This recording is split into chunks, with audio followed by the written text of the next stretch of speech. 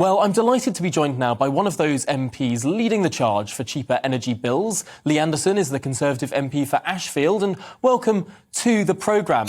So, first of all, these two twin measures, getting rid of the green subsidies and abolishing VAT on energy bills, how much money would that actually save a consumer? Well, you've got to realise, Tom, this is, we've got to a situation. It's not happened overnight. It's happened over many years, COVID aside, and it's not a quick fix. This is a short-term measure, if you like. That's what I think, anyway, to help people immediately to overcome their gas bills. Now, I would say it's up to it depends how much fuel you use, I suppose, in a year. But any saving is a saving for the people of Ashfield. I'm speaking to them on a daily basis who tell me now that that their gas companies have changed. This is because of the price cap. They've changed. They started with British Gas. They've gone to a smaller company. And then, hey, presto, 6 months later, a year later, they end up back with British Gas again. And the bills have gone up. So that's not a good position that we're in. But like I say, the environmental levy, if you like, and the VAT will make a decent saving. But then we've got to decide on what we do as a party, as a government, to make sure that fuel, domestic fuel, is more affordable in the future. And that's the real problem we face.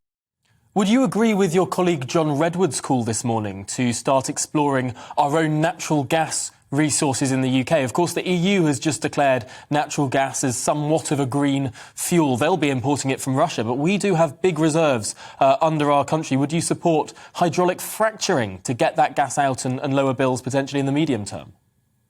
Yes, would Tom. I mean, I come from a red wall seat. We're what I class as like dirty towns, really. We're brought up on coal mining, big industry, and we have this in our DNA. And, you look over the pond in the US, they're fracking, their shale gas is a fraction of the cost for domestic users as what gas is in this country. We're importing gas from Norway, from around the world, or from around Europe, should I say. And it's costing us an absolute fortune. Look, we've closed all our coal mines. We're reluctant to frack.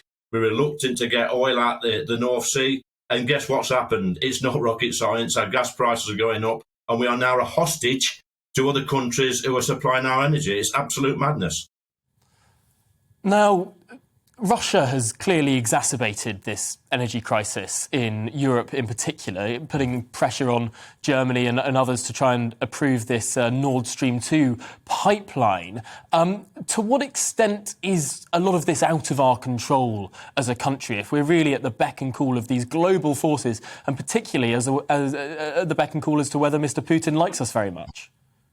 Well, you're right, Tom. It is out of our control. But what is in our control is domestic production. I see no reason now. The pandemic, we're coming out of the pandemic. It's brought it to our attention more. And people are going to notice more and be more vocal once they get their next bills in February, March time, once they're seeing extra cash on there. So now we have to have the debate. Shall we explore, like you said, fracking, extra oil production, make sure that we have to be self-sufficient in this country. And I think in the past, what we've done is we've put the cart before the horse. Like I say, shut all our pits. We've stopped, we're slowing down oil production. We're very reluctant, whilst we're on this green journey, to explore fossil fuels more in this country. And as a result of that, the poorer people in my community are going to be paying through the nose, and that's unacceptable. Now, of course, we did host COP26 in Glasgow in November. There was an agreement that was reached by the whole world. There are many measures within that agreement, and generally, the British public, according to most polls, seem to be relatively supportive of trying to reach net zero by 2050. They think it's an admirable goal, and certainly the Prime Minister seems to think that as well. Do you agree with him? Yeah, I think it's admirable. And, I've done some polling in my own constituency. And when you ask people the question, 95% of people agree with what government's trying to achieve. But what they don't agree with, Tom, is how we're doing it. Whilst we're transitioning, we should be sensible. Fossil fuels, nobody wants to use fossil fuels, but they should be seen now as a necessary evil while we transition over the next 30, 40, 50 years, however long it's going to take. So let's use them. Let's get them out of the ground in this country. Let's use them while we're transitioning, and hopefully we can have a sensible energy policy where people can actually afford to heat their homes. Interesting point there. I wonder, just finally, how receptive do you think the government is to this push? Obviously, a number of former ministers are behind this campaign as well, Red Wall MPs like yourself. Is the government listening?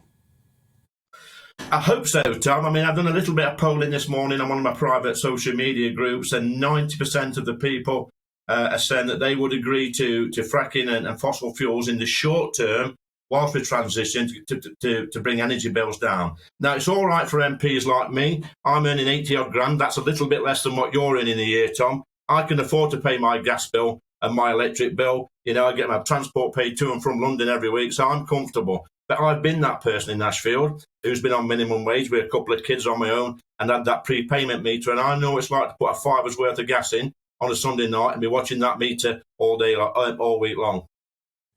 Well, Lee Anderson, thank you very much for joining us this morning. Just one thing, Tom, before you go. Important point. Yes. Just one thing before you go. Fasten your button up, young man, and put a tie on. Oh, you know what? My boss will absolutely love you for saying that. Absolutely. Well, Lee Anderson, we always appreciate your straight talking here. Do you know what? Write in to GBNews at gbviews@gbnews.uk if you agree with Lee. Let's find out what the audience thinks.